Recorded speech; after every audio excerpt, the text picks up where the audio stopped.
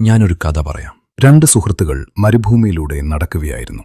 യാത്രക്കിടയിൽ അവർ തമ്മിൽ ഒരു തർക്കമുണ്ടായി. ആ തർക്കത്തിൽ ഒരാൾ മറ്റേയാളുടെ മുഖത്തടിച്ചു. അടികിട്ടിയ സുഹൃത്തിന് വല്ലാതെ വേദനിച്ചു.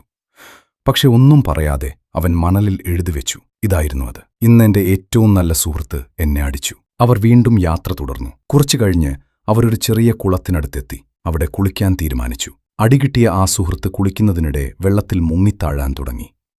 അപ്പോൾ അവനെ അടിച്ചു സുഹൃത്ത് തന്നെ അവനെ രക്ഷിച്ചു. ജീവൻ രക്ഷപ്പെട്ട ശേഷം അവൻ ഒരു കല്ലിൽ എഴുതിവെച്ചു: ഇന്ന് എന്റെ ഏറ്റവും നല്ല സുഹൃത്ത് എന്റെ ജീവൻ രക്ഷിച്ചു. ഇത് കണ്ട സുഹൃത്ത് ചോദിച്ചു: ഞാൻ നിന്നെ വേദനിപ്പിച്ചപ്പോൾ നീ മണലിൽ എഴുതിയല്ലോ, ഇപ്പോൾ കല്ലിൽ എഴുതുന്നതെന്തിന്?